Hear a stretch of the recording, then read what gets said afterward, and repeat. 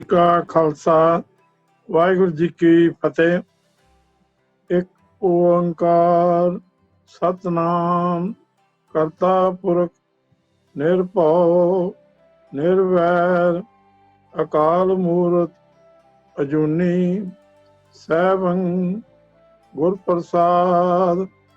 वाहिगुरू वाहिगुरू वाहिगुरू वाहिगुरू वाहिगुरू। ਕੱਲ ਦੀ ਗੁਰਬਾਣੀ ਵਿਆਕਰਨ ਦੇ ਸਰਨੇਮ ਦੀ ਕਲਾਸ ਦੇ ਵਿੱਚ ਆਪਾਂ ਸਾਰਿਆਂ ਨੇ ਮਿਲ ਕੇ ਲਾਂ ਲਗ ਮਾਤਰ ਦੇ ਬਾਰੇ ਵਿਚਾਰ ਕੀਤੀ ਸੀ ਕਿ ਲਾਂ ਕਈ ਵਾਰ ਕਾਲ ਤੋਲ ਪੂਰਾ ਕਰਨ ਵਿੱਚ ਸਿਆਰੇ ਦੀ ਥਾਂ ਲਾਂ ਦੀ ਵਰਤੋਂ ਕੀਤੀ ਜਾਂਦੀ ਹੈ। ਜਿਵੇਂ ਪੜ੍ਹ ਦੀ ਥਾਂ ਦੇ ਉੱਤੇ ਪੜ੍ਹੇ, ਕਵਿਤ ਪੜ੍ਹੇ, ਪੜ੍ਹ ਕਵਿਤਾ ਮੂਵੇ, ਕਪੜ ਕੇ ਦਾਰੇ ਜਾਈ, ਸੰਗ ਦੀ ਥਾਂ ਤੇ ਸੰਗੇ, ਧੁਰ ਦੀ ਥਾਂ ਤੇ ਧੁਰੇ, ਉੱਪਰ ਦੀ ਥਾਂ ਤੇ ਉੱਪਰੇ ਇਤਿਆਦਿਕ। ਇਸੇ ਤਰ੍ਹਾਂ ਜੋ ਕਿਰਿਆਵਾਚੀ ਸ਼ਬਦਾਂ ਦੇ ਅਖੀਰਲੇ ਅੱਖਰ ਨੂੰ ਲੱਗੀ ਲਾਂ ਵਿੱਚੋਂ ਵਰਤਮਾਨ ਕਾਲ ਅਨਿਆ ਪੁਰਖ ਇੱਕ ਵਚਨ ਦੇ ਅਰਥ ਨਿਕਲਦੇ ਹਨ। ਜਿਵੇਂ ਕਥ ਕਹਾਣੀ, ਪਦ ਨਿਰਵਾਣੀ, ਉਹ ਵਿਰਲਾ ਗੁਰਮੁਖ ਬੂਝੇ। ਬੂਝੇ ਦਾ ਅਰਥ ਹੈ ਬੂਝਦਾ ਹੈ। ਭਾਵੇ ਦਾ ਅਰਥ ਹੈ ਪਾਉਂਦਾ ਹੈ। ਪਾਵੇ ਦਾ ਅਰਥ ਹੈ ਪਾਉਂਦਾ ਹੈ। ਵਸਾਵੇ ਵਸਾਉਂਦਾ ਹੈ। ਇਸੇ ਤਰ੍ਹਾਂ ਵਰਤਮਾਨ ਕਾਲ ਅਨਿਆ ਪੁਰਖ ਬਹੁਵਚਨ ਦੇ ਅਰਥ ਵੀ ਨਿਕਲਦੇ ਹਨ। ਕਰ ਕਿਰਪਾ ਜਿਨ ਨਾਮ ਲਾਏ ਸੇ ਹਰ ਹਰ ਸਦਾ ਧਿਆਵੇ ਹੈ। ਧਿਆਵੇ ਹੈ ਧਿਆਉਂਦਾ ਹੈ, ਧਿਆਉਂਦੇ ਹਨ, ਬਹੁਵਚਨ ਹੈ। ਇਸੇ ਤਰ੍ਹਾਂ ਮੰਨੇਨ ਮੰਨਦੇ ਹਨ, ਲੁਟੇਨ ਲੁੱਟਦੇ ਹਨ, ਲੋੜੇਨ ਲੋੜਦੇ ਹਨ। ਜਿਵ ਤੂੰ ਚਲਾਏ ਤਿਵੇਂ ਚੱਲਾਂ ਜਿੰਨਾ ਮਾਰਗ ਪਾਵੇ। ਪਾਵੇ ਦਾ ਭਾਵ ਹੈ ਤੂੰ ਪਾਉਂਦਾ ਹੈ। ਇਹ ਵਰਤਮਾਨ ਕਾਲ ਮੱਧਮ ਪੁਰਖ ਇੱਕ ਵਚਨ ਦੀ ਕਿਰਿਆ ਹੈ। ਅੱਜ ਇਸ ਤੋਂ ਅੱਗੇ ਆਪਾਂ ਭੂਤ ਕਾਲ ਅਨਿਆ ਪੁਰਖ ਕਰਮਣੀ ਵਾਚ ਪੈਸਿਵ ਵਾਇਸ। ਇੱਕ ਐਕਟਿਵ ਵਾਇਸ ਹੁੰਦੀ ਹੈ ਕਿ ਮੈਂ ਪੱਤਰ ਲਿਖਦਾ ਹਾਂ। ਇੱਕ ਪੈਸਿਵ ਵਾਇਸ ਹੁੰਦੀ ਹੈ ਪੱਤਰ ਮੇਰੇ ਦੁਆਰਾ ਲਿਖਿਆ ਜਾਂਦਾ ਹੈ। ਸੋ ਇੱਥੇ ਪੈਸਿਵ ਵਾਇਸ ਦੀ ਅੱਜ ਗੱਲ ਕੀਤੀ ਜਾ ਰਹੀ ਹੈ। ਭੂਤ ਕਾਲ ਪਾਸਟ ਟੈਂਸ ਤੇ ਥਰਡ ਪਰਸਨ। ਤਜੀ ਲੈ ਬਨਾਰਸ ਮਤ ਪਈ ਥੋਰੀ। ਤਜੀ ਲੈ, ਲੈ ਦੇ ਉੱਤੇ ਲਾਂ ਲੱਗੀ ਹੋਈ ਹੈ। ਇਸ ਦਾ ਅਰਥ ਹੈ ਤਜ ਦਿੱਤੀ। ਤਜੀ ਦਾ ਅਰਥ ਹੈ ਤਜ, ਤਜੀ ਲੈ ਤਜ ਦਿੱਤੀ। ਗੁਰਬਾਣੀ ਦੀ ਪੂਰੀ ਤੁਕ ਹੈ ਅਬ ਕਹੋ ਰਾਮ ਕਵਨ ਗਤ ਮੋਰੀ। ਤਜੀ ਲੈ ਬਨਾਰਸ ਮਤ ਪਈ ਥੋਰੀ। ਇਹ ਮੇਰੇ ਰਾਮ ਹੁਣ ਮੈਨੂੰ ਦੱਸ ਮੇਰਾ ਕੀ ਹਾਲ ਹੋਵੇਗਾ। ਮੈਂ ਕਾਸ਼ੀ ਛੱਡ ਆਇਆ ਹਾਂ। ਕੀ ਇਹ ਠੀਕ ਹੈ ਕਿ ਮੇਰੀ ਮੱਤ ਮਾਰੀ ਗਈ ਹੈ। ਕਾਸ਼ੀ ਨੂੰ ਮੁਕਤੀ ਦੇਣ ਵਾਲੀ ਤੇ ਮਗਰ ਨੂੰ ਨਰਕ ਭੋਗਣ ਵਾਲੀ ਧਰਤੀ ਪ੍ਰਚਾਰਿਆ ਗਿਆ ਸੀ। ਕਬੀਰ ਸਾਹਿਬ ਨੇ ਲੋਕਾਂ ਦਾ ਇਹ ਭਰਮ ਦੂਰ ਕਰਨ ਵਾਸਤੇ ਐਸਾ ਕੀਤਾ ਕਿ ਕਾਸ਼ੀ ਛੱਡ ਕੇ ਅੰਤਲੇ ਸਮੇਂ ਉਹ ਮਗਰ ਚਲੇ ਆਏ। ਦੂਜੀ ਉਦਾਹਰਨ ਆਪਾਂ ਲੈ ਰਹੇ ਹਾਂ। ਆਨੀ ਲੈ ਕੁੰਭ ਭਰਾਈ ਲੈ ਊਦਕ ਠਾਕਰ ਕਉ ਇਸ਼ਨਾਨ ਕਰੋ। ਆਨੀ ਲੈ ਲੈ ਆਂਦਾ, ਭਰਾਈ ਲੈ ਭਰਾਇਆ। ਇਸ ਦੇ ਅਰਥ ਹਨ ਘੜਾ ਲਿਆ ਕੇ ਉਸ ਵਿੱਚ ਪਾਣੀ ਭਰਾ ਕੇ ਜੇ ਮੈਂ ਮੂਰਤੀ ਨੂੰ ਇਸ਼ਨਾਨ ਕਰਾਵਾਂ ਤਾਂ ਉਹ ਇਸ਼ਨਾਨ ਪ੍ਰਵਾਨ ਨਹੀਂ। ਪਾਣੀ ਝੂਠਾ ਹੈ ਕਿਉਂਕਿ ਪਾਣੀ ਵਿੱਚ 42 ਲੱਖ ਜੂਨਾਂ ਦੇ ਜੀਵ ਰਹਿੰਦੇ ਹਨ। ਪਰ ਮੇਰਾ ਨਿਰਲੇਪ ਪ੍ਰਭੂ ਤਾਂ ਪਹਿਲਾਂ ਹੀ ਉਹਨਾਂ ਜੀਵਾਂ ਵਿੱਚ ਵਸਦਾ ਹੈ ਤੇ ਇਸ਼ਨਾਨ ਕਰ ਰਿਹਾ ਹੈ। ਤਾਂ ਫਿਰ ਮੂਰਤੀ ਨੂੰ ਮੈਂ ਕਾਹਦੇ ਲਈ ਇਸ਼ਨਾਨ ਕਰਾਵਾਂ। ਇਹੋ ਜਿਹੇ ਕਰਮ ਕਾਂਡਾਂ ਦਾ ਇੱਥੇ ਬਖੀਆ ਉਧੇੜਿਆ ਗਿਆ ਹੈ। ਅਗਲੀ ਤੁਕ ਹੈ ਆਨੀ ਲੈ ਫੂਲ ਪਰੋਈ ਲੈ ਮਾਲਾ ਠਾਕੁਰ ਕੀ ਹੋਂ ਪੂਜ ਕਰੋ। ਆਨੀ ਲੈ ਦਾ ਭਾਵ ਹੈ ਆਉਂਦਾ ਤੇ ਪਰੋਈ ਲੈ ਪਰੋਇਆ, ਪਰੋ ਲਈ। ਫੁੱਲ ਲਿਆ ਕੇ ਤੇ ਮਾਲਾ ਪਰੋ ਕੇ ਜੇ ਮੈਂ ਮੂਰਤੀ ਦੀ ਪੂਜਾ ਕਰਾਂ ਤਾਂ ਉਹ ਫੁੱਲ ਝੂਠੇ ਹੋਣ ਕਰਕੇ ਉਹ ਪੂਜਾ ਪ੍ਰਵਾਨ ਨਹੀਂ। ਕਿਉਂਕਿ ਉਹਨਾਂ ਫੁੱਲਾਂ ਦੀ ਸੁਗੰਧੀ ਪਹਿਲਾਂ ਭੌਰੇ ਨੇ ਲੈ ਲਈ ਪਰ ਮੇਰਾ ਬੀਠਲ ਪਰਮਾਤਮਾ ਤਾਂ ਪਹਿਲਾਂ ਹੀ ਉਸ ਭੌਰੇ ਵਿੱਚ ਵਸਦਾ ਸੀ ਤੇ ਸੁਗੰਧੀ ਲੈ ਰਿਹਾ ਸੀ। ਤਾਂ ਫਿਰ ਇਹਨਾਂ ਫੁੱਲਾਂ ਨਾਲ ਮੂਰਤੀ ਦੀ ਪੂਜਾ ਮੈਂ ਕਾਹਦੇ ਲਈ ਕਰਾਂ। ਅਗਲੀ ਤੁਕ ਹੈ, ਆਨੀ ਲੈ दूध रिदाई ले खीरंग ठाकर को नैवेद करो। रिदाई ले रिदा ਲਈ ਤਿਆਰ ਕਰ ਲਈ, ਦੁੱਧ ਲਿਆ ਕੇ ਖੀਰ ਰਿਨਾ ਕੇ ਜੇ ਮੈਂ ਇਹ ਖਾਣ ਵਾਲਾ ਉੱਤਮ ਪਦਾਰਥ ਮੂਰਤੀ ਅੱਗੇ ਭੇਟ ਕਰਾਂ ਤਾਂ ਦੁੱਧ ਝੂਠਾ ਹੋਣ ਕਰਕੇ ਭੋਜਨ ਪ੍ਰਵਾਨ ਨਹੀਂ, ਕਿਉਂਕਿ ਚੋਣ ਵੇਲੇ ਪਹਿਲਾਂ ਵੱਛੇ ਨੇ ਦੁੱਧ ਝੂਠਾ ਕਰ ਦਿੱਤਾ ਸੀ, ਪਰ ਮੇਰਾ ਬੀਠਲ ਪਰਮਾਤਮਾ ਤਾਂ ਪਹਿਲਾਂ ਹੀ ਉਸ ਵੱਛੇ ਦੇ ਵਿੱਚ ਵਸਦਾ ਸੀ ਤੇ ਦੁੱਧ ਪੀ ਰਿਹਾ ਸੀ। ਤਾਂ ਇਸ ਮੂਰਤੀ ਅੱਗੇ ਮੈਂ ਕਿਉਂ ਨੈਵੇਦ ਦਾ ਅਰਥ ਹੈ ਭਾਵ ਖਾਣ ਵਾਲੇ ਪਦਾਰਥ ਦੀ ਭੇਟ ਕਰਾਂ। ਤਜੀ ਲੈ ਦਾ ਅਰਥ ਹੈ ਤਜ ਦਿੱਤੀ, ਪਰਾਈ ਲੈ ਪਰਾਇਆ, ਪਰੋਈ ਲੈ ਪਰੋ ਲਈ, ਰਿਦਾਈ ਲੈ ਰਿਦਾ ਲਈ, ਆਨੀ ਲੈ ਲੈਣ ਦਾ। ਇਸੇ ਪ੍ਰਕਾਰ ਲਾਗੀ ਲੈ, ਪਰੀ ਲੈ, ਤਾਰੀਏ ਲੈ, ਤਜੀਏ ਲੈ, ਪੇਖੀਏ ਲੈ, ਚੇਤੀਏ ਲੈ ਆਦਿ ਸ਼ਬਦ ਮਰਾਠੀ ਬੋਲੀ ਦੇ ਸ਼ਬਦ ਹਨ ਜੋ ਭੂਤ ਕਾਲ ਪਾਸਟ ਟੈਂਸ ਬਣਾਉਣ ਲਈ ਧਾਤੂ ਦੇ ਪਿੱਛੇ ਲੇ ਲਗਾ ਕੇ, ਲੱਲੇ ਨੂੰ ਲਾਂ ਲਗਾ ਕੇ ਵਰਤੇ ਗਏ ਹਨ। ਹੁਣ ਆਪਾਂ ਭਵਿੱਖਤ ਕਾਲ ਮੱਧਮ ਪੁਰਖ ਇੱਕ ਵਚਨ future tense second person singular ਦੀ ਗੱਲ ਕਰ ਰਹੇ ਹਾਂ ਕਿਰਿਆ ਦੇ ਵਿੱਚੋਂ। ਗਾਰਬ ਲਾਗਾ ਜਾਏ ਮੁਗਧ ਮਨ ਅੰਤ ਗਿਆ ਪਛਤਾਵੇਂ, ਪਛਤਾਵੇਂ ਤੂੰ ਪਛਤਾਵੇਂਗਾ। ਗਾਰਬ ਲਾਗਾ ਜਾਏ ਮੁਗਧ ਮਨ, ਇਹ ਮੂਰਖ ਮਨ ਜਦੋਂ ਤੂੰ ਅਹੰਕਾਰ ਵਿੱਚ ਫਸਿਆ ਹੋਇਆ ਹੀ ਇੱਥੋਂ ਤੁਰੇਗਾ ਤਾਂ ਤੁਰਨ ਵੇਲੇ ਹੱਥ ਮਲੇਗਾ। ਅੰਤ ਗਿਆ ਪਛਤਾਵੇਂ। ਅਗਲੀ ਤੁਕ ਹੈ, ਅਹੰਕਾਰ ਤਿਸਨਾ ਰੋਗ ਲੱਗਾ ਬਿਰਥਾ ਜਨਮ ਗਵਾਵੇਂ। ਗਵਾਵੇਂ ਦਾ ਅਰਥ ਹੈ ਤੂੰ ਗਵਾਏਗਾ। ਤੈਨੂੰ ਅਹੰਕਾਰ ਚਮੜਿਆ ਹੋਇਆ ਹੈ, ਤੈਨੂੰ ਤ੍ਰਿਸ਼ਨਾ ਦਾ ਰੋਗ ਲੱਗਾ ਹੋਇਆ ਹੈ, ਤੂੰ ਇਹ ਮਨੁੱਖਾ ਜਨਮ ਵਿਅਰਥ ਗਵਾ ਰਿਹਾ ਹੈ। ਅਗਲੀ ਤੁਕ ਹੈ, ਇਉਂ ਕਹੇ ਨਾਨਕ ਮਨ ਤੂੰ ਗਰ ਵਟਿਆ ਗਰਭ ਲੱਦਿਆ ਜਾਵੇ। ਇੱਥੇ ਪੁਸਤਕ ਦੇ ਵਿੱਚ ਨਾਨਕ ਤੋਂ ਪਹਿਲੇ ਇਉਂ ਕਹੇ ਛਪਿਆ ਨਹੀਂ ਹੈ, ਉਹ ਪੂਰੀ ਤੁਕ ਹੈ, ਇਉਂ ਕਹੇ ਨਾਨਕ ਮਨ ਤੂੰ ਗਰਭ ਵਟਿਆ ਗਰਭ ਲੱਦਿਆ ਜਾਵੇ। ਜਾਵੇਂ ਤੂੰ ਜਾਏਗਾ। ਇਹ ਆਪ ਉਧਰੇ ਮੂਰਖ ਮਨ, ਤੈਨੂੰ ਨਾਨਕ ਇਉਂ ਦੱਸਦਾ ਹੈ ਕਿ ਤੂੰ ਇੱਥੇ ਅਹੰਕਾਰ ਨਾਲ ਭਰਿਆ ਹੋਇਆ ਹੈ। ਜਗਤ ਤੋਂ ਤੁਰਨ ਵੇਲੇ ਵੀ ਅਹੰਕਾਰ ਨਾਲ ਲੱਦਿਆ ਹੋਇਆ ਹੀ ਜਾਵੇਗਾ।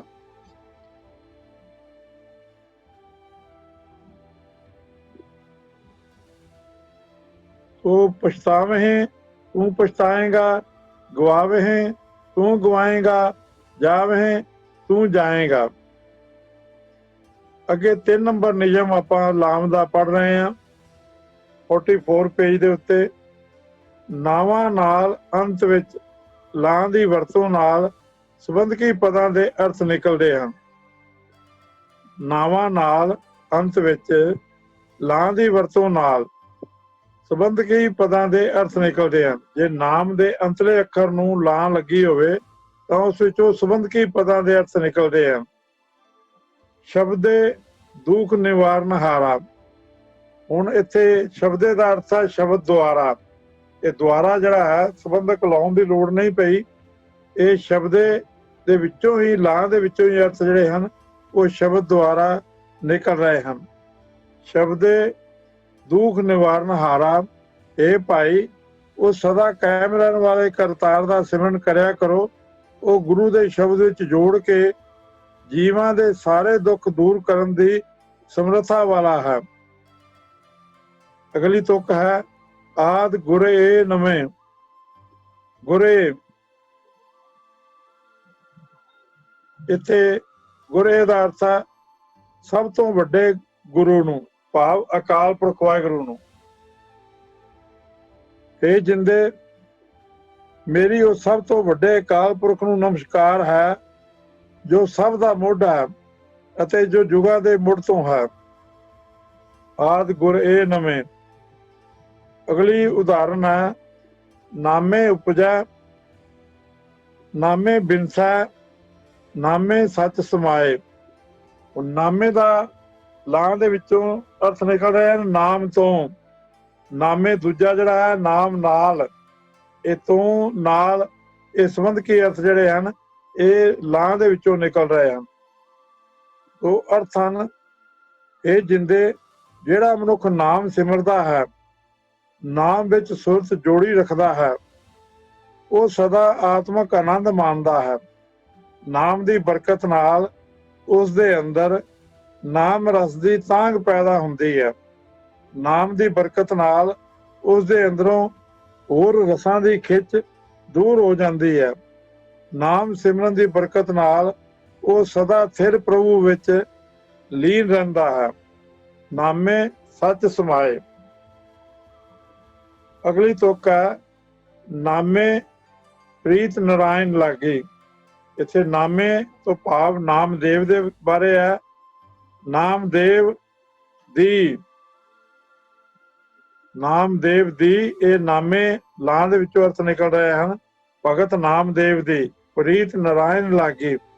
ਮੇਰੀ ਨਾਮਦੇਵ ਦੀ ਪ੍ਰੀਤ ਪਰਮਾਤਮਾ ਨਾਲ ਲੱਗ ਗਈ ਹੈ। ਉਸ ਪ੍ਰੀਤ ਦੀ ਬਰਕਤ ਨਾਲ ਨਾਮਦੇਵ ਕੋਈ ਬਾਹਰਲੇ ਵੇਖ ਆਦਿਕ ਦਾ ਉਚੇਚ ਕਰਨ ਤੋਂ ਬਿਨਾਂ ਹੀ ਬੈਰਾਗੀ ਬਣ ਗਿਆ ਹੈ। ਸਹਿਜ ਸੁਭਾਏ ਪਇਓ ਬੈਰਾਗੀ। ਸਹਿਜ ਸੁਭਾਅ ਹੀ ਉਹ ਬੈਰਾਗੀ ਬਣ ਗਿਆ ਹੈ। ਕੋਈ ਉਸ ਨੂੰ ਬਾਹਰਲੇ ਭੇਖ ਆਦਿ ਕਰਨ ਦੀ ਲੋੜ ਨਹੀਂ ਪਈ। 4 ਨੰਬਰ ਨਿਯਮ ਹੁਣ ਆਪਾਂ ਪੜ੍ਹ ਰਹੇ ਹਾਂ।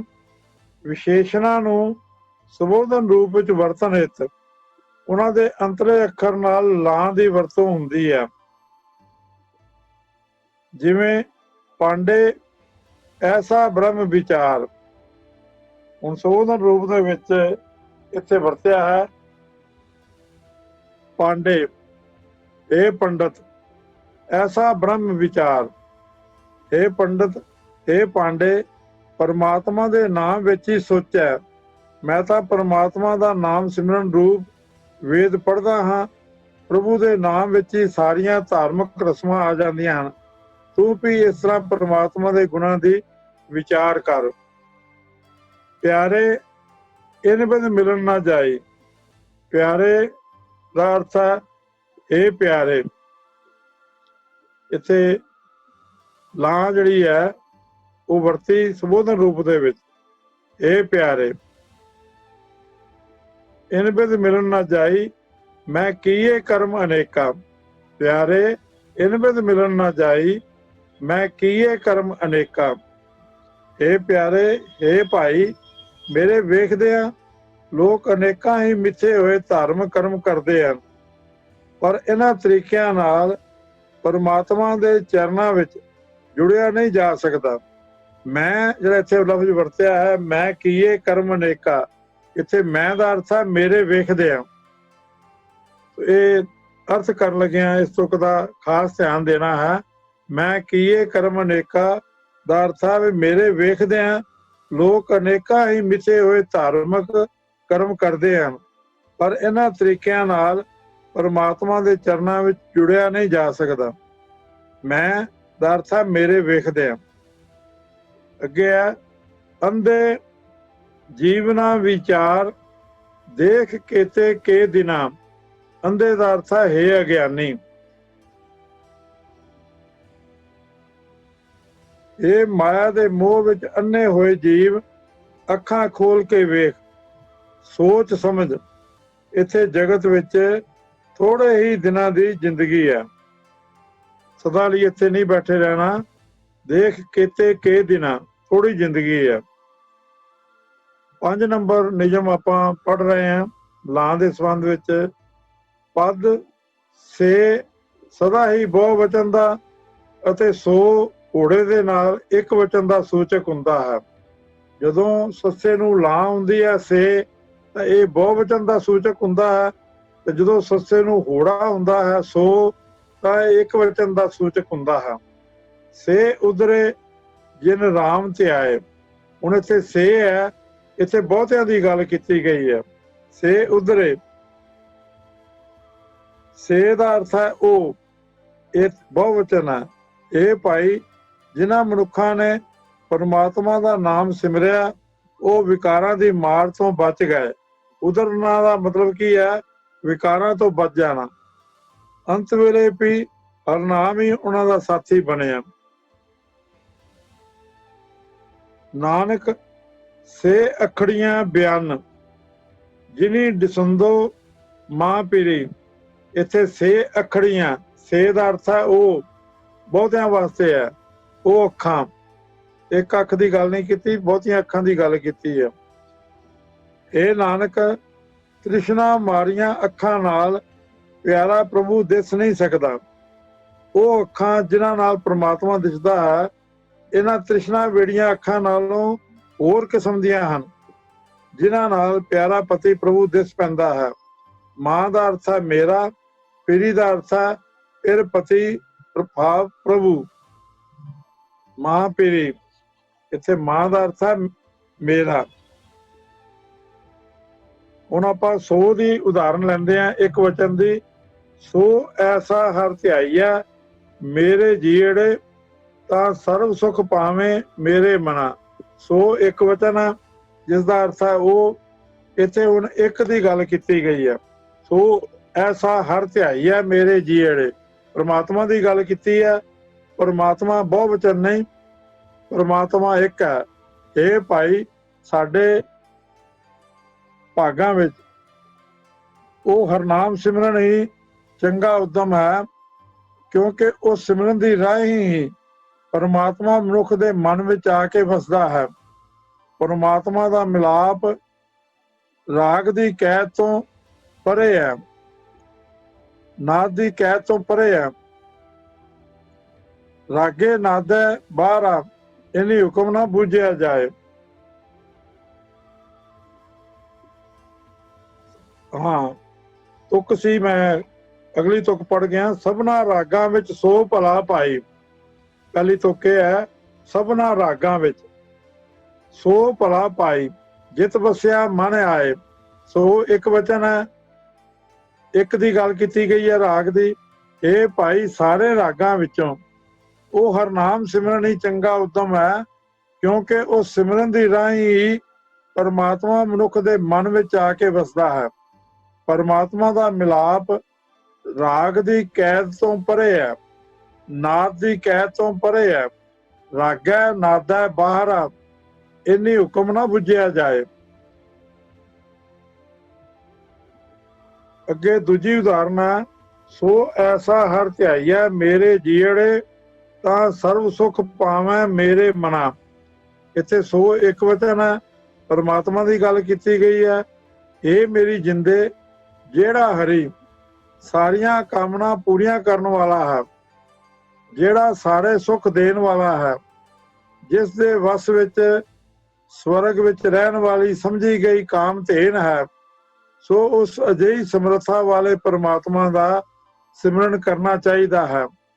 ਇਹ ਮੇਰੇ ਮਨ, ਜਦੋਂ ਤੂੰ ਪਰਮਾਤਮਾ ਦਾ ਸਿਮਰਨ ਕਰੇਗਾ ਤਦੋਂ ਸਾਰੇ ਸੁੱਖ ਹਾਸਲ ਕਰ ਲਏਗਾ। ਹੁਣ ਅਗਲਾ ਨਿਯਮ 6 ਨੰਬਰ ਨਿਯਮ ਆਪਾਂ 45 ਨੰਬਰ ਪੇਜ ਦੇ ਉੱਤੇ ਪੜ ਰਹੇ ਹਾਂ। ਕਿਰਿਆਵਾਚੀ ਸ਼ਬਦਾਂ ਦੇ ਅੰਤਲੇ ਅੱਖਰ ਨੂੰ ਲਾਂ ਲੱਗਣ ਨਾਲ ਕਈ ਸ਼ਬਦ ਸੰਬੋਧਨ ਵਿਸਮਕ ਭਾਵ ਵਰਤਦੇ ਸੂਚਕ ਹੁੰਦੇ ਹਨ। ਬਿਸ਼ਰਤ ਕਿਉਂ ਜੀਵੇ ਓਏ ਜੀਵਨ, ਕਿਉਂ ਜੀਵੇ ਕਿਉਂ ਜੀਵੇਂ ਓਏ ਜੀਵਨ, ਕਿਵੇਂ ਜਿਉਂਦੇ ਹਨ। ਇੱਥੇ ਅਚਰਜਤਾ ਪ੍ਰਗਟ ਕੀਤੀ ਗਈ ਹੈ, ਜਿਹੜੇ ਰੱਬ ਨਾਲੋਂ ਟੁੱਟੇ ਹੋਏ ਹਨ ਉਹ ਭਲਾ ਕਿਵੇਂ ਜ਼ਿੰਦਗੀ ਜੀ ਰਹੇ ਹਨ। ਹੈਰਾਨੀ ਹੁੰਦੀ ਹੈ ਵੀ ਉਹ ਵੀ ਜ਼ਿੰਦਗੀ ਜੀ ਰਹੇ ਹਨ, ਕਿਵੇਂ ਜਿਉਂਦੇ ਹਨ। ਓਏ ਉਹ ਤੋਂ ਬਹੁਤ ਵਚਨ ਹੈ ਕਿ ਆਪਾਂ ਪੜ੍ਹਿਆ ਹੈ, ਖੁੱਲੇ ਮੂੰਹ ਵਾਲਾ ਊੜਾ ਤੇ ਹਾਹਾ, ਇਹ ਉਹ ਇੱਕ ਵਚਨ ਹੈ। ਜਦੋਂ ਈੜੀ ਨੂੰ ਸਿਆਰੀ ਲੱਗ ਜਾਂਦੀ ਹੈ ਖੁੱਲੇ ਮੂੰਹ ਵਾਲੇ ਕੂੜੇ ਦੇ ਨਾਲ, ਤਾਂ ਇਹ ਬਹੁ ਵਚਨ ਬਣ ਜਾਂਦਾ ਹੈ। ਉਹ ਬੰਦੇ, ਇਹ ਭਾਈ ਜਿਨ੍ਹਾਂ ਮਨੁੱਖਾਂ ਦੇ ਚਿੱਤ ਵਿੱਚ ਪਰਮਾਤਮਾ ਨੂੰ ਮਿਲਣ ਦੀ ਅਤੇ ਉਸਦੇ ਸੋਹਣੇ ਚਰਨ ਕਮਲਾਂ ਦਾ ਰਸ ਪੀਣ ਦੀ ਆਸ ਹੈ, ਤਾਂਘ ਹੈ। ਪਿਤਾ ਉਲਾਸ ਆਸ ਮਿਲਵੇ ਕੀ, ਚਰਨ ਕਮਲ ਰਸ ਪੀਵਨ। ਐਸੇ ਬੰਦੇ ਵਿਚਲਤ ਕਿਉਂ ਜੀਵੇਂ ਉਹ ਜੀਵਨ। ਉਹ ਮਨੁੱਖ ਉਸ ਤੋਂ ਵਿਛੋੜੇ ਦਾ ਜੀਵਨ ਕਦੇ ਨਹੀਂ ਜੀਉ ਸਕਦੇ। ਦੂਜੀ ਤੁਕ ਹੈ, ਮਨ ਬੈਰਾਗੀ ਕਿਉਂ ਨਾ ਅਰਾਧੇ।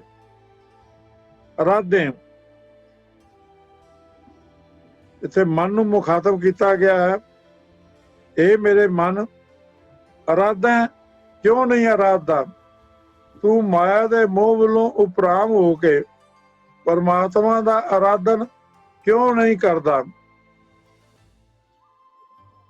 ਸੋ ਦਰ ਤੇਰਾ ਕਿਹਾ, ਸੋ ਘਰ ਕਿਹਾ, ਜਿਤ ਬਹਿ ਸਰਬ ਸੰਭਾਲੇ।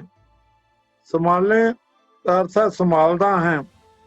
ਇਹ ਪ੍ਰਭੂ, ਤੇਰਾ ਉਹ ਘਰ ਅਤੇ ਉਸ ਘਰ ਦਾ ਦਰਵਾਜ਼ਾ ਬੜਾ ਹੀ ਅਸਚਰਜ ਹੋਵੇਗਾ, ਜਿੱਥੇ ਬੈਠ ਕੇ ਤੂੰ ਸਾਰੇ ਜੀਵਾਂ ਦੀ ਸੰਭਾਲ ਕਰ ਰਿਹਾ ਹੈ।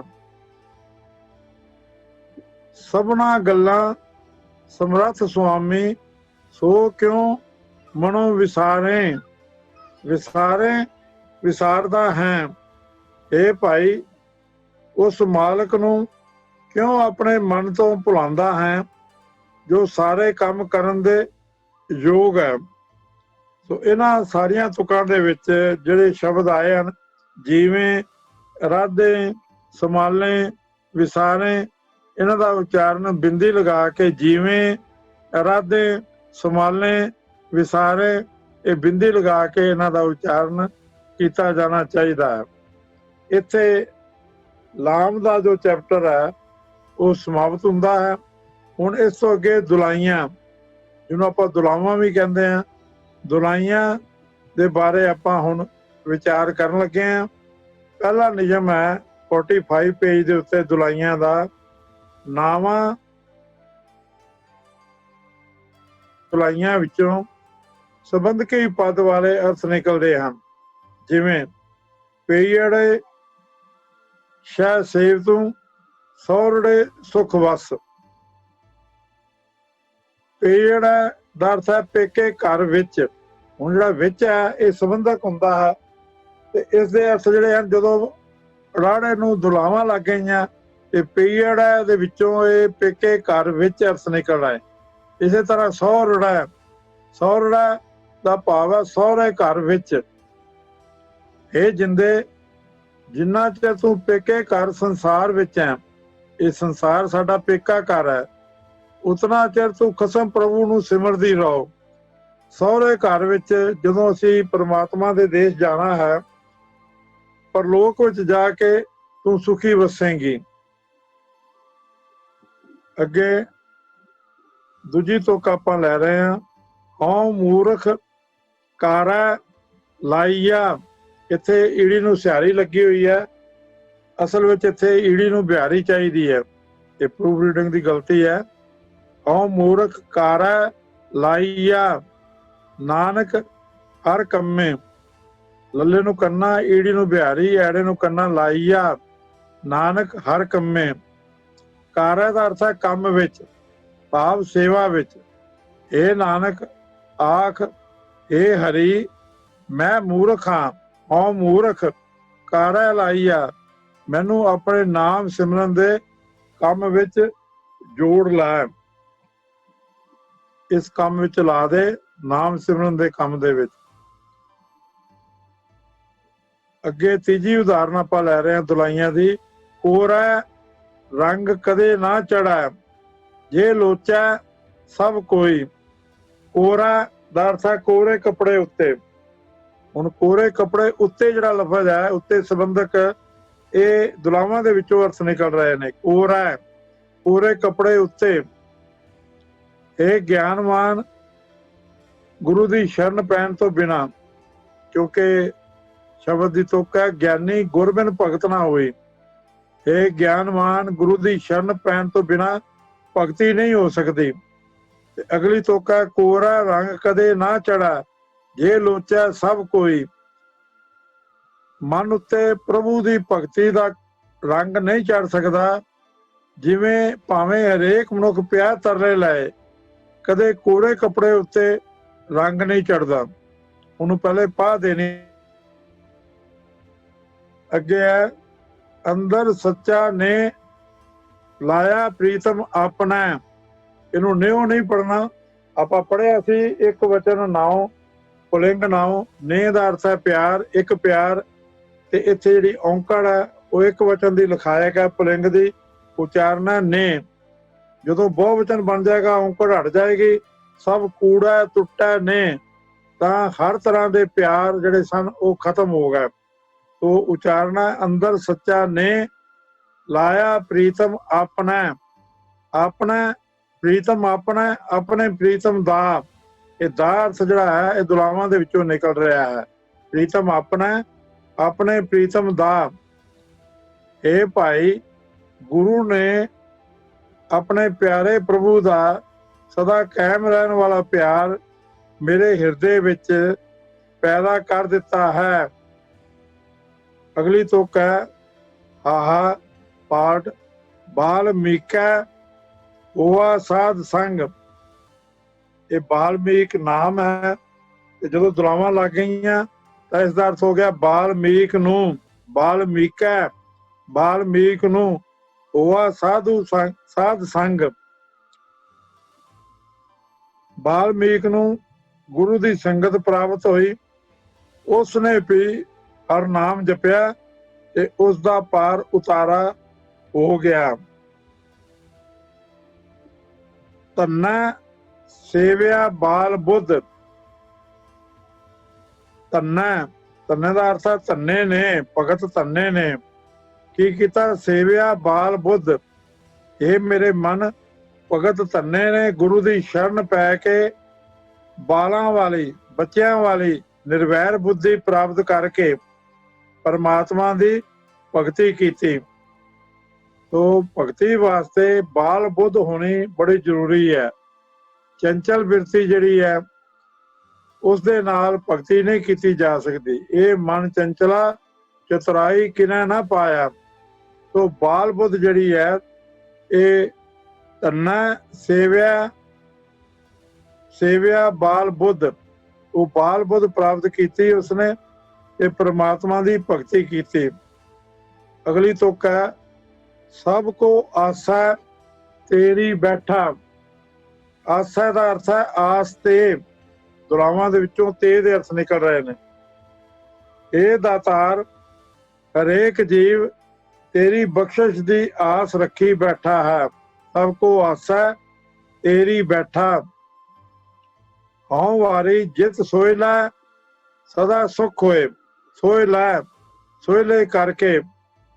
दुलावां दे विचों करके दे अर्थ निकल रहे हैं। हौं वारी, मैं सदके हाँ उस सिफत सलाह के गीत तो, सोहले तो, सिफत सलाह के गीत तो, जिस दी बरकत नाल सदैवी आत्मक सुख मिलता है। एक ना गली जंजीर बंद रबानियां। रबानियां रब दी। ऐ दे विचों जो दुलावां हन अर्थ हन रब दी। रबानियां जो विख्या विच लगे रहे, उन्हां दे गले विच माया दे मोह दे बंधन रूप जंजीर पए हुए हैं। एक ना बहुवचन है। माया दे मोह दे बंधन रूप जंजीर पए हुए हैं। वो मानो रब दे बंदी खाने विच कैद हन। बंद रबानियां, वो बंद हन रब दी कैद दे विच। बंद बंदी खाने विच। जंजीर की है? विख्या दे बंधन। अगली तोका, सबो सूतक भरम है दूजा लगा जाए। दूजा का अर्थ है दूजे नाल। माया दूजा नाल भाव है माया विच। सूतक निरा भरम ही है। ਇਹ ਸੂਤਕ ਰੂਪ ਭਰਮ ਮਾਇਆ ਵਿੱਚ ਫਸਿਆ ਮਨੁੱਖ ਨੂੰ ਆ ਲੱਗਦਾ ਹੈ। ਜਿਹੜਾ ਮਨੁੱਖ ਮਾਇਆ ਵਿੱਚ ਫਸ ਜਾਂਦਾ ਹੈ ਉਸ ਨੂੰ ਇਹ ਸੂਤਕ ਰੂਪੀ ਭਰਮ ਚੰਬੜ ਜਾਂਦਾ ਹੈ। ਇਸੇ ਤਰ੍ਹਾਂ ਚੌਕਾ, ਪੇੜਾ, ਸੇਜਾ, ਲੇਖਾ, ਸੁੱਖਾ, ਕੂੜਾ ਆਦਿ ਸ਼ਬਦ ਹਨ ਜਿਸ ਦੇ ਵਿੱਚੋਂ ਸੰਬੰਧਕੀ ਅਰਥ ਜਿਹੜੇ ਹਨ ਉਹ ਨਿਕਲਦੇ ਹਨ। 2 ਨੰਬਰ ਨਿਯਮ ਆਪਾਂ ਪੜ੍ਹ ਰਹੇ ਹਾਂ। ਜਿਸ ਨਾਮ ਦੇ ਨਾਲ ਸੰਬੰਧਕੀ ਪਦ ਵਰਤਿਆ ਜਾਣਾ ਹੋਵੇ ਉਸ ਦੇ ਅੰਤ ਵਿੱਚ ਦੁਲਾਵਾਂ ਆਉਂਦੀਆਂ ਹਨ। ਜਿਵੇਂ ਘਰ ਅੰਦਰ ਸਭ ਵਤ ਹੈ, ਬਾਹਰ ਕਿਛ ਨਾਹੀਂ। ਇੱਥੇ ਸੰਬੰਧਕੀ ਪਦ ਹੈ ਅੰਦਰ। ਹੁਣ ਘਰ ਜਿਹੜਾ ਹੈ ਉਹ ਨਾਮ ਹੈ, ਸੋ ਜਦੋਂ ਅੱਗੇ ਘਰ ਦੇ ਅੱਗੇ ਸੰਬੰਧਕੀ ਪਦ ਅੰਦਰ ਆ ਗਿਆ ਤਾਂ ਰਾਰੇ ਦੇ ਉੱਤੇ ਦੁਲਾਵਾਂ ਬਣ ਜਾਣਗੀਆਂ। ਘਰ ਅੰਦਰ ਸਭ ਵਤ ਹੈ, ਬਾਹਰ ਕਿਛ ਨਾਹੀਂ। ਇਹ ਭਾਈ ਪਰਮਾਤਮਾ ਦਾ ਨਾਮ ਖਜ਼ਾਨਾ ਸਾਰਾ ਮਨੁੱਖ ਦੇ ਹਿਰਦੇ ਦੇ ਅੰਦਰ ਹੀ ਹੈ। ਬਾਹਰ ਜੰਗਲ ਆਦਿ ਕੁਝ ਢੂੰਡਿਆ ਕੁਝ ਨਹੀਂ ਮਿਲਦਾ। ਵਤ ਕਹਿੰਦੇ ਨੇ ਵਸਤ ਨੂੰ, ਚੀਜ਼ ਨੂੰ। ਦੂਜੀ ਤੁਕ ਹੈ ਹਉਮੈ ਨਾਵੇਂ ਨਾਲ ਵਿਰੋਧ ਹੈ, ਦੋਏ ਨਾ ਵਸੈ ਇੱਕ ਠਾਏ। ਇੱਥੇ ਸੰਬੰਧਕ ਨਾਲ ਹੈ ਤੇ ਹੁਣ ਸੰਬੰਧਕ ਤੋਂ ਪਹਿਲੇ ਨਾਮ ਆਇਆ ਹੈ, ਸੋ ਇਸ ਕਰਕੇ ਨਾਮ ਦੇ ਵੱਵੇ ਨੂੰ ਦੁਲਾਵਾਂ ਲੱਗ ਗਈਆਂ ਹਨ। ਹਉਮੈ ਨਾਵੇਂ ਨਾਲ ਵਿਰੋਧ ਹੈ ਆਪਣਾ ਨਿਯਮ ਸੀ। ਜਿਸ ਨਾਮ ਦੇ ਨਾਲ ਸੰਬੰਧਕੀ ਪਦ ਵਰਤਿਆ ਜਾਣਾ ਹੋਵੇ ਉਸ ਦੇ ਅੰਤ ਵਿੱਚ ਦੁਲਾਵਾਂ ਹੁੰਦੀਆਂ ਹਨ। ਕਿਸੇ ਵੀ ਨਾਮ ਦੇ ਨਾਲ ਜਦੋਂ ਸੰਬੰਧਕੀ ਪਦ ਆਵੇਗਾ ਤਾਂ ਗੁਰਬਾਣੀ ਵਿੱਚ ਉਸ ਤੋਂ ਪਹਿਲੇ ਨਾਮ ਦੇ ਨਾਲ ਦੁਲਾਵਾਂ ਵਰਤੀਆਂ ਗਈਆਂ ਹਨ। ਹਉਮੈ ਨਾਵੇਂ ਨਾਲ ਵਿਰੋਧ ਹੈ, ਦੋਏ ਨਾ ਵਸੈ ਇੱਕ ਠਾਏ। ਨਾਵੇਂ ਨਾਲ ਦਾ ਅਰਥ ਹੈ ਨਾਮ ਨਾਲ। ਇਹ ਭਾਈ ਹਉਮੈ ਦਾ ਪਰਮਾਤਮਾ ਦੇ ਨਾਮ ਨਾਲ ਵੈਰ ਹੈ। ਇਹ ਦੋਵੇਂ ਇਕੱਠੇ ਹਿਰਦੇ ਵਿੱਚ ਨਹੀਂ ਵਸ ਸਕਦੇ। ਗੁਰਬਾਣੀ ਦੀ ਤੁਕ ਹੈ ਹਉਮੈ ਜਾਈ ਤਾਂ ਕੰਤ ਉਸਾਈ।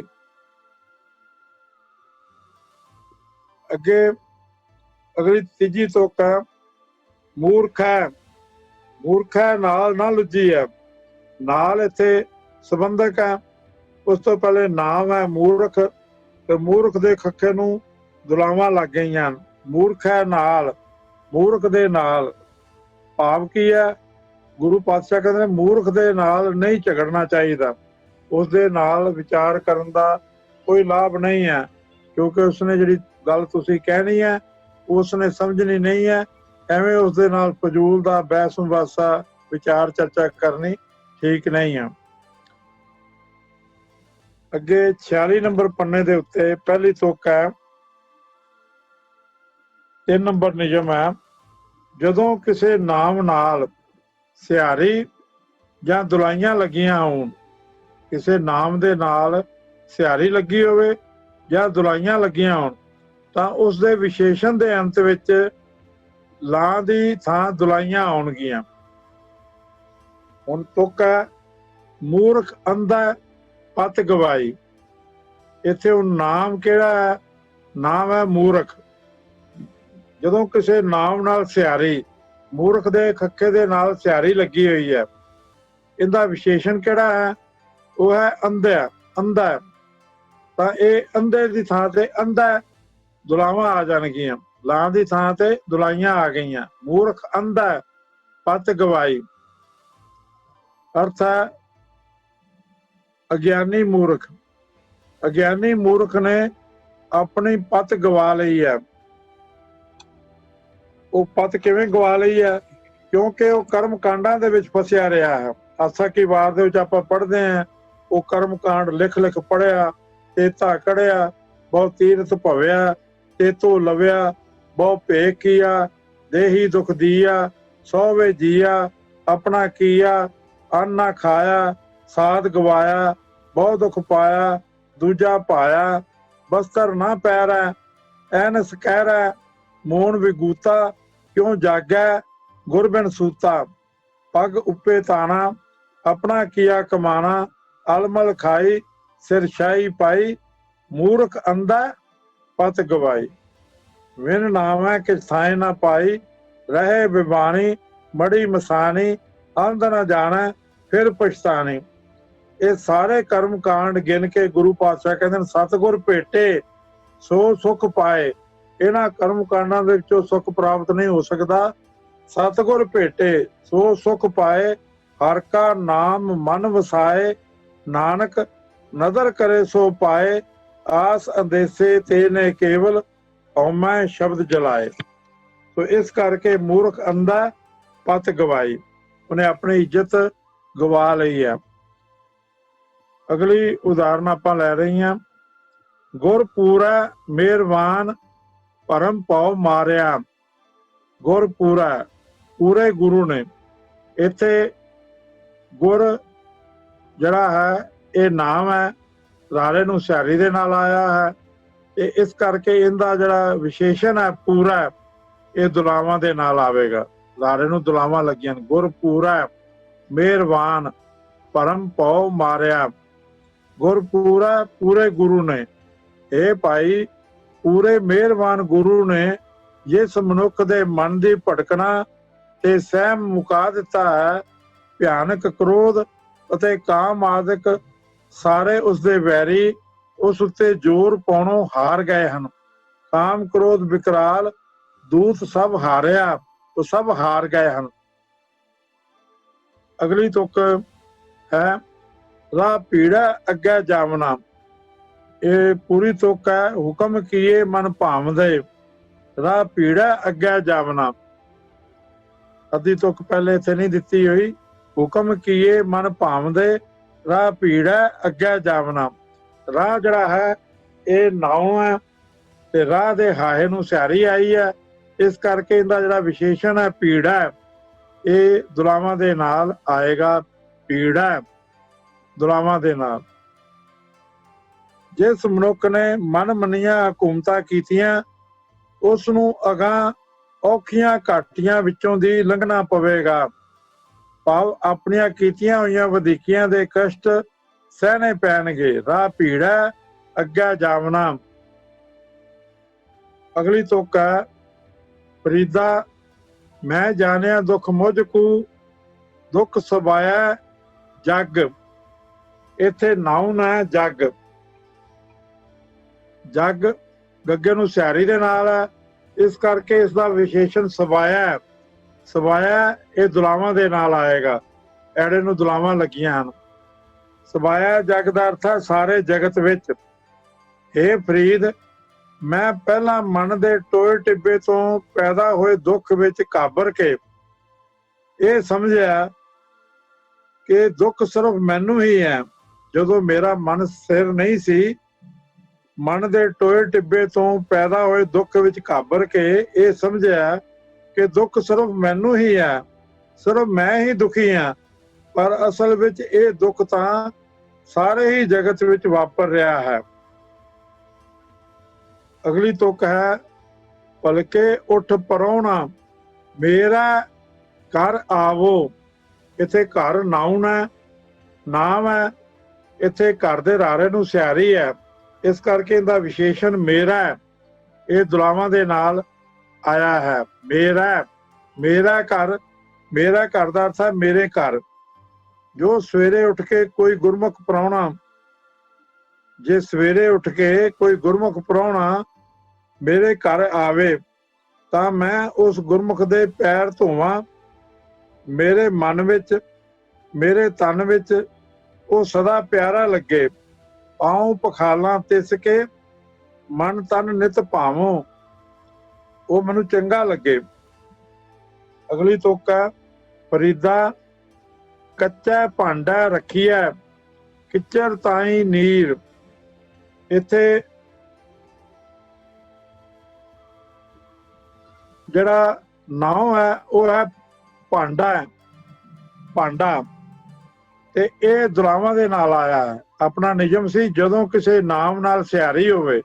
ਪਹਿਲੀਆਂ ਉਦਾਹਰਨਾਂ ਆਪਾਂ ਸਿਆਰੀ ਦੀਆਂ ਲਈਆਂ ਹਨ।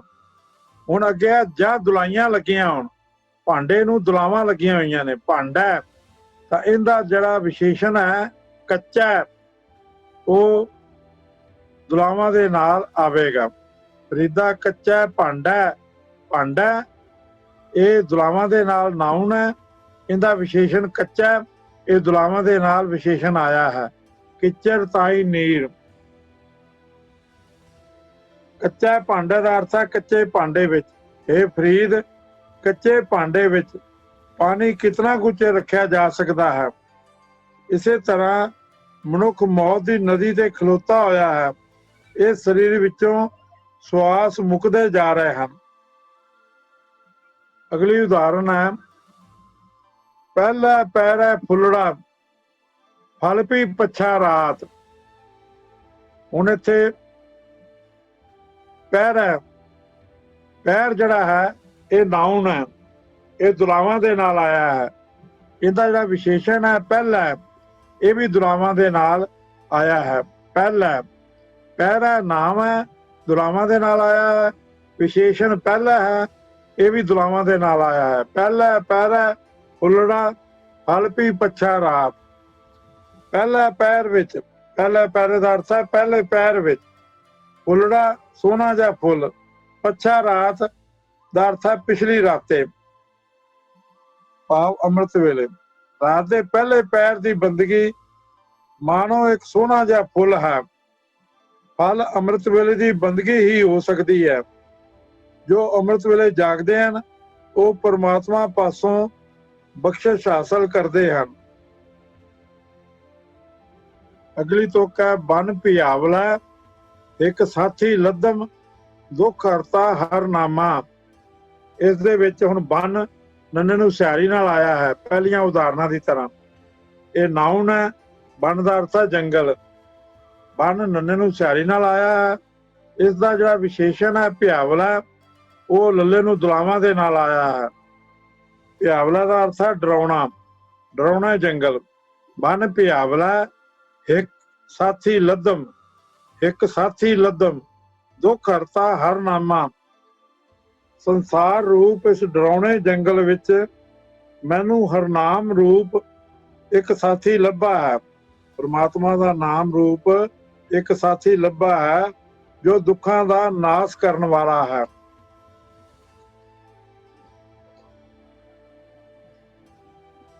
ਅੱਗੇ ਅਗਲੀ ਤੁਕ ਹੈ ਭਗਤ ਤੇਰਾ ਮਨ ਭਾਵਦੇ।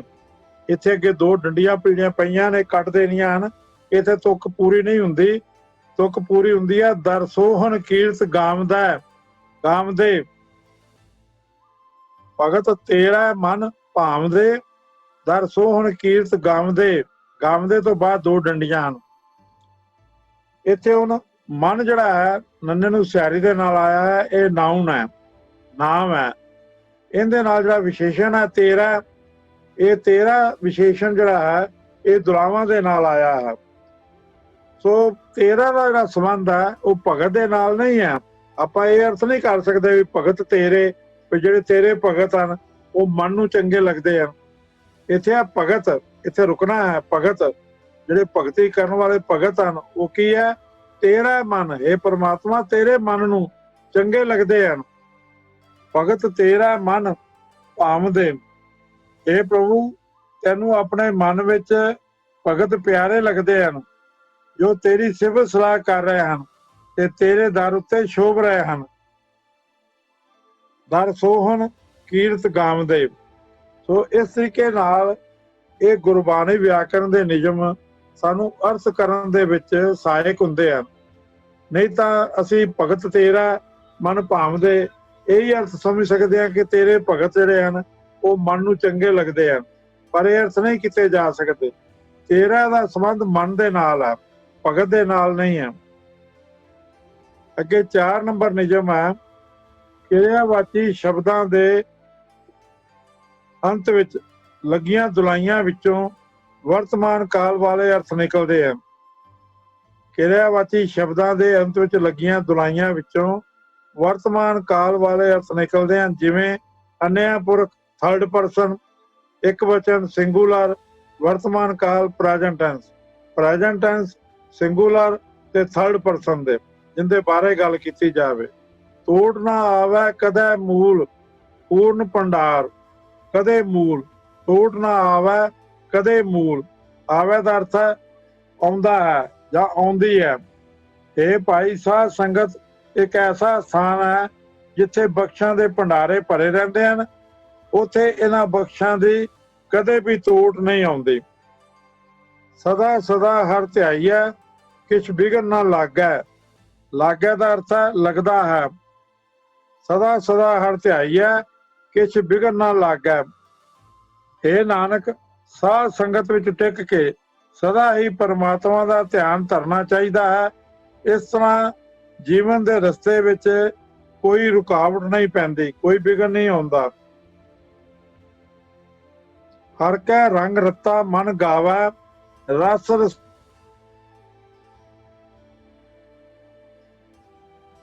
ਗਾਵੈ ਦਾ ਅਰਥ ਹੈ ਗਾਉਂਦਾ ਹੈ। ਇਹ ਭਾਈ ਪ੍ਰਭੂ ਦੇ ਪ੍ਰੇਮ ਰੰਗ ਵਿੱਚ ਰੰਗਿਆ ਹੋਇਆ।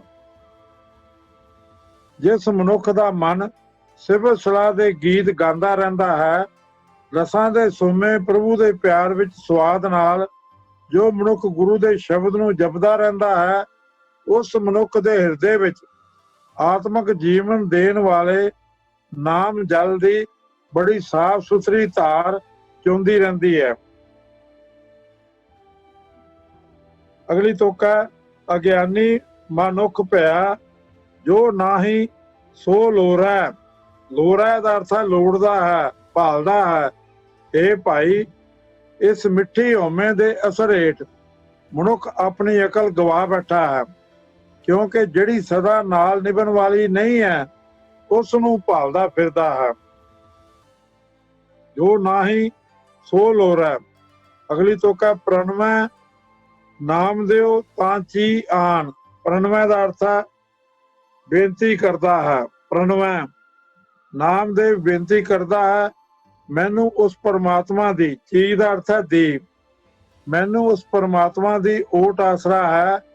ਸਾਰੇ ਭਗਤ ਜਿਸ ਦੇ ਝੰਡੇ ਹੇਠ ਆਨੰਦ ਮਾਣ ਰਹੇ ਹਨ, ਸਗਲ ਭਗਤ ਜਾਂ ਚੈ ਨਿਸ਼ਾਨ। ਇੱਥੇ ਆਵੇ ਦਾ ਅਰਥ ਆਉਂਦਾ ਹੈ, ਲਾਗੇ ਦਾ ਅਰਥ ਲੱਗਦਾ ਹੈ, ਗਾਵੇ ਦਾ ਅਰਥ ਗਾਉਂਦਾ ਹੈ, ਲੋਰੇ ਦਾ ਅਰਥ ਲੋੜਦਾ ਹੈ, ਪ੍ਰਣਵੈ ਦਾ ਅਰਥ ਬੇਨਤੀ ਕਰਦਾ ਹੈ। ਇਸੇ ਪ੍ਰਕਾਰ ਕਰੈ, ਮਰੈ, ਤਰੈ, ਕਮਾਵੈ, ਵੇਖੈ, ਉਚਰੈ ਆਦਿ ਸ਼ਬਦ ਹਨ। ਸੋ ਸਮਾਂ ਸਮਾਪਤ ਹੈ। ਹੋਈਆਂ ਭੁੱਲਾਂ ਲਈ ਖਿਮਾ ਦਾ ਜਾਚਕ ਹਾਂ। ਪਿਆਰ ਸਤਿਕਾਰ ਨਾਲ ਫਤਿਹ ਬੁਲਾਓ ਜੀ। ਵਾਹਿਗੁਰੂ ਜੀ ਕਾ ਖਾਲਸਾ, ਵਾਹਿਗੁਰੂ ਜੀ ਕੀ ਫਤਿਹ।